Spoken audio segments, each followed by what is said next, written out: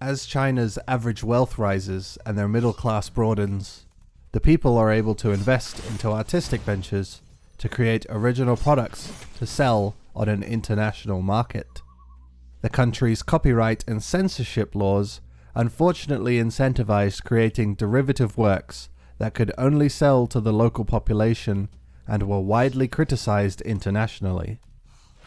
There are almost 1.5 billion people within the nation's borders, and eventually those with a more prideful mentality would bubble to the surface to offer their original works for consideration. With the video platform Bilibili gaining global traction, they have recently turned to publishing Chinese art to be distributed worldwide.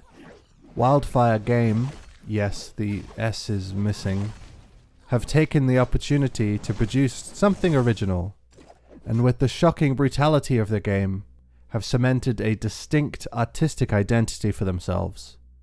A brutality that is only really hinted at within Eastern Exorcist's contemporaries. Dark fantasy ancient China offers a wealth of original concepts for locations and enemies that Wildfire have taken full advantage of. Perhaps in the most extreme way, as while Eastern Exorcist's total runtime is about 9.5 hours, it has 31 original bosses crammed into its 2 campaigns. There is also a broad variety of environments that are all stunning as individual art pieces, which is possibly the most impressive aspect of this studio's first release. Screenshots of this game are gorgeous. The environmental pieces are unbelievable. The palettes and the details are so absurdly good throughout the entire game that it's hard to comprehend. And they aren't limited either. The variety maintains the quality. Forests, villages, palaces, rivers, caves, all of them are just fantastic. The character pieces are also tremendous, filled with details and interesting quirks to find whenever a new piece appears on screen. There is a problem with the animation though, and the problem extends to the animated sections of the environments, but is most clearly visible on the characters. All of the marvelous details came at the cost of being unable to animate the sprites with traditional means. Instead, Wildfire opted to use a bone-based animation system, which has an inherent clunkiness that hasn't been sufficiently overcome. Having each character's limbs move independently can be done smoothly and effectively on some occasions, and the male character, Liu, is a great example of bone animation done well. The enemies are not so meticulously crafted, and in some cases a single art piece will have multiple bones within it, causing it to stretch and contort as it animates. When everything else has been done so exceptionally, it is quite disappointing to see that this corner was cut. The stretching animations occasionally impact the gameplay too. There are so many bosses, all with wind-ups to be reacted to, some of which are very subtle squashes within the boss's sprites that spell a hit almost every time. Eastern Exorcist certainly looks like a platformer, and while there are some platforming sections, it very rarely spends any time with that gameplay style. Instead, Eastern Exorcist is far more concerned with combat and providing numerous adversaries to overcome, instead of climbing up a mountain or whatever.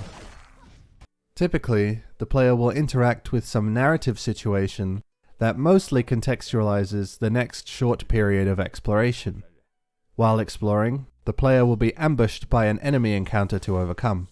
Enemies don't exist within the environments. Instead, there are trigger points that engage an encounter for the player to battle. Why this choice was made is something I don't really see a reason for. If it was to prevent the player from being able to abuse the enemy scripting, then it hasn't achieved that. Nor does it act like a random encounter system, since all of the encounters are specifically crafted. Perhaps they believed it would help with loading times? I'm not sure.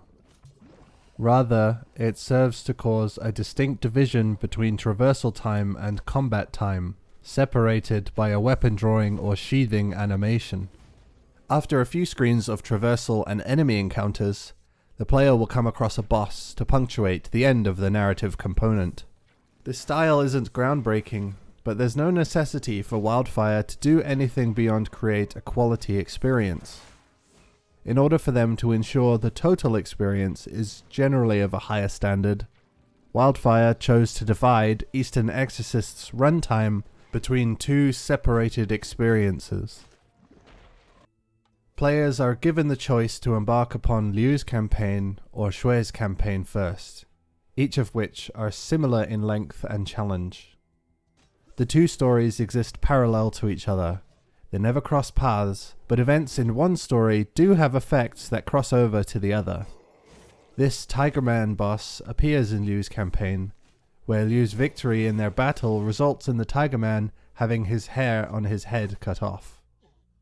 Xue also comes across this Tiger Man, now with a bald patch on its head, which Xue finds funny. The laughter then enrages the Tiger Man.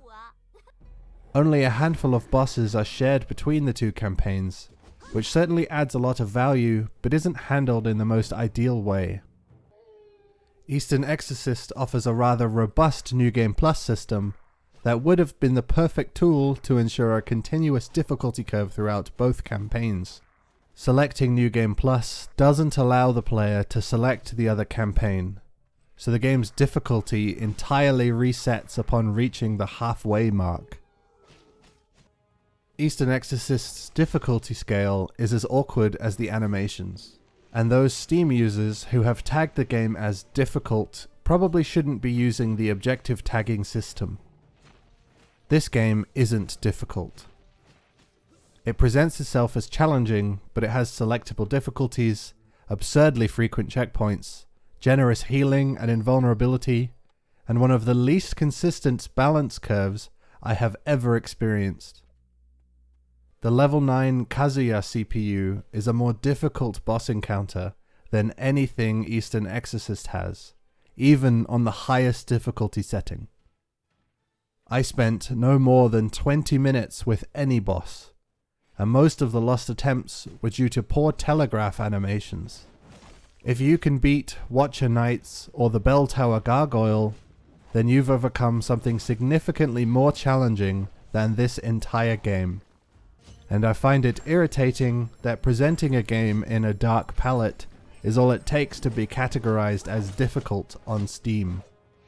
I won't go through every boss individually because there are 31, but I will show a few examples from each campaign so you don't have to take my word for it. Liu is a senior Exorcist student from an elite school who the player catches up to on an expedition to remove a problem demon from a snow-covered mountain. Liu is joined by 3 brothers from the school in the hunt for the King Mandrill, one of whom has captured a suspicious fox-girl creature and is awaiting his senior's input. Liu decides to allow the fox-girl to live, and the group disbands to search for any further information in regards to the King Mandrill's location. Liu finds a member of the Mandrill's gang and decides to take on the beast alone. Meanwhile, King Mandrill has received knowledge of the camp's whereabouts and ambushed Liu's brothers, killing 2 and severely injuring the 3rd. Liu carries his brothers back to the school, where he is promptly expelled. He decides to take the cremated remains of his fallen brothers back to their homes, while trying to work out what to do next. Both villages are in the midst of demon-related hardships when Liu arrives, which are the motivations for most of the encounters within this campaign. When the second village's demon incursion is quelled, Liu learns of King Mandrill's current hideout and decides to go and enact his revenge. There's a bit of a twist once the Mandrill is defeated that the game absolutely does not earn, but it is a spoiler I will avoid. We'll look at the Snow Ape, Lady Poison, and the Amorphous Demon to exemplify the main boss types, as well as demonstrate the issues that I have found with the encounters in this game. Firstly, the Snow Ape is the boss that concludes Liu's tutorial prologue and is a fantastic visual experience, although it is the most clear example of the bone-based animation looking weak. It's very obvious that there's a stickman skeleton piloting the ape, and the way it winds up its attacks are so slow that the player could easily stand and spam the parry button to get the huge reward from parrying. It's a little clunky, but the player is given an intentionally generous hint about what to do in response to the incoming attack. Lady Poison breaks these rules in the most egregious way. Her body constantly moves back and forth while she idles and walks, but one of these backward movements is a telegraph. It isn't accompanied by the game's normal warning sound either. Instead, it is punctuated with a string flurry from her pipa instrument, which sounds cool but doesn't help. Her other attacks also train the player to look at her face. If she's making a spooky face, then an attack is coming. Except not always. Sometimes the spooky face means she's in a counterattack state. Without these mixed messages, this fight would be much like the amorphous demon. It doesn't suffer from the animation muddling that Lady Poison does. Everything the amorphous demon wants to do is immediately understandable by the player, and the fight is more about playing around this new, more dangerous enemy instead of trying to figure out which animations are attacks. The demon's problem is that it is far too easy. The majority of bosses in this game are. The only time I was ever prevented from simply pushing past a boss was when it had those ambiguous animations. The Watcher Knights have 3 attacks that are all telegraphed briefly and may even have similar responses from the player. Yet, the Watcher Knights are the gatekeeper to the second half of Hollow Knight, and many people spend a long time trying to overcome the challenge. A fight can be basic and fair, with relatively limited animations, and still be a significant obstacle. The bosses Liu encounters are never designed in this way. Xue's story begins as she and her brother Hoshue break into a palace in the demon city to steal from the Snake Lord. Hoshue finds a glowing green orb, and the two attempt to escape with it. They're caught, and Hoshue is forced to return the orb. It is dangerously poisoned though, and so Hoshue is locked into a coma as a result. Their uncle pulls Hoshue's spirit from his body, so he can accompany Xue on her journey to find the means to reverse the poison effect of the orb. This journey leads Xue across the country, finding people in need while she travels, as well as concluding with Xue's arrival in a village with the demon problem. An elder from that village has the means to revert Hoshue's coma, so rescuing his body from demonic capture becomes the final objective. This story also has a twist ending, which is similarly unearned, and significantly more nonsensical than Liu's, that I'm far less inclined to avoid spoiling. The game spends a long time trying to force Xue to have a romantic interest in this human character who kind of stalks her, which I dislike a lot. Generally, the writing is very bad, and the translation is rough. But the player isn't here to experience a narrative. It doesn't ruin the game, but it doesn't do much in the way of improving the experience.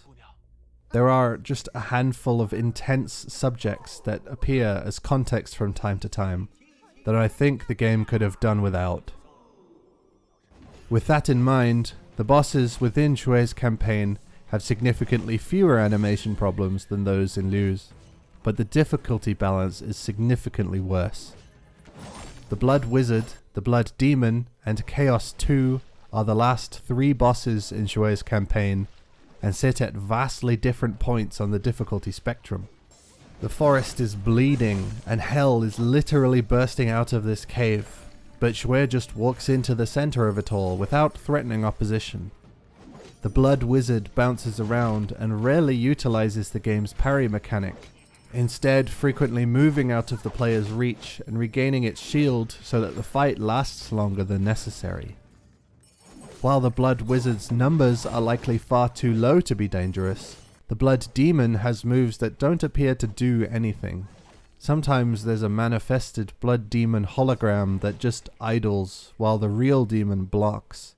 This might be a bug, but I wouldn't be surprised if it weren't.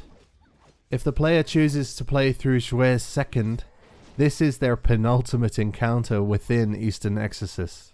Now, George Francis and the boys have altered their strategy a fair bit in the past 15 years, but the most recent iteration of Chaos 2 has an incredibly potent ability to kill the player immediately. This might be thematically consistent, but for a boss encounter, those attacks should at least be discernible and reactable. Again, overcoming this boss means overcoming poor telegraphs, and not a difficult encounter. Quality over quantity is perhaps one of the most overused mantras within creative fields, but it is so applicable in so many situations. The video game industry is often criticized for producing a lot of products to gain as much revenue as possible, prioritizing frequent releases over artistic excellence and quality control. Instead of engaging with a yearly release schedule, Wildfire Game have chosen to pack a lot of stuff into their game rather than refining the best aspects of their project. 3.6 bosses per hour is just way too high. Even boss rush games don't have that kind of ratio. Something else that I think is interesting, besides the obnoxious tutorial and the hilarious loading screen tip, is the frequency this game has been receiving patches since it left early access on the 8th of July. On the 9th, 2 patches were released, claiming to be optimizing and fixing some bugs. The next day, another patch was released to fix more bugs. 4 days passed before the next round of bug fixes on the 14th, followed by another 2 patches on the 16th. I played during this time, but I never noticed any problems during my gameplay. Naturally, it is a good thing for the developer to be working to improve the game if they have the means to squash those bugs and get the patch out without concern. But while my experience has been technically flawless, it does appear that there have been a lot of problems to resolve post-early access. There is a lot to be impressed with within Eastern Exorcist. The art is fantastic, and there is a wealth of content to experience. The purchase value is certainly very high, but a video game is so much more than a collection of pretty images and the promise of a lot more of them. That's where the design priority seems to have been misplaced by Wildfire. Jamming more bosses into your game doesn't make it better. Writing brutal backstories for your bosses doesn't make them more menacing. Using a dark palette doesn't make your game more difficult. Chinese Sekiro will probably exist someday, but that task might currently be just too much.